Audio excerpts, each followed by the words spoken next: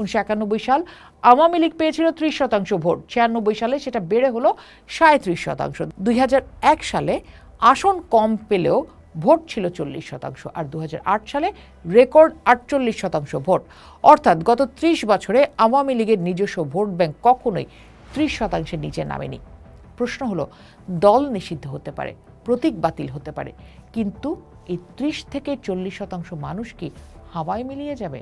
না। জামাত 1991 সালে পেয়েছিল 12% ভোট, 2008 সালে সেটা কমে দাঁড়ায় 4%। কিন্তু এখন পরিস্থিতি ভিন্ন মানছি।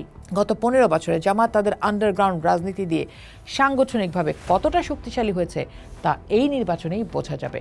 অন্যদিকে বিএনপির ভোট সবসময় 30 থেকে 33%-এর ঘরে ছিল। এখন যদি আওয়ামী লীগের 30% ভোটের অর্ধেকও বিএনপির দিকে যায়, তবে তারা ল্যান্ডস্লাইড ভিক্টরি পাবে। আর যদি এই ভোট জামাতের দিকে যায় বা ভাগ হয়ে যায়, তবে অনেক আসনে অবাক করা ফল হতে পারে। তাহলে শেষ পর্যন্ত কি দাঁড়ালো? আওয়ামী লীগের এই বিশাল ভোট ব্যাংক এখন একটা ওপেন চেকের মতো। আমরা যদি এই প্রার্থী এবং ভোটারদেরকে ভাগ করি, তাহলে দেখতে পাই কয়েকটি ধরন।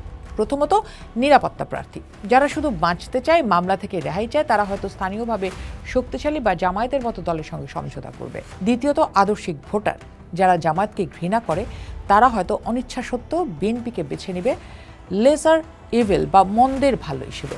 তৃতীয়ত, হতাশ ভোটার, যার একটা বড় অংশ হয়তো ভোট কেন্দ্রেই যাবে না, তারা নীরব থাকবে। রাজনীতির মাঠে এখন একটা অদ্ভুত খেলা চলছে। যে আওয়ামী লীগ একদিন দম্ভ করে বলতো আমরাই সব, আজ তাদের ভোটারদের দিকেই তাকিয়ে আছে বিএনপি আর জামাত। বিএনপি বলছে আমরা উদার, আমাদের কাছে এসো, আর জামাত বলছে আমরা নিরাপদ, আমাদের কাছে এসো, আর এনসিপি বলছে পুরাতন বাদ দাও, নতুনদের কাছে এসো।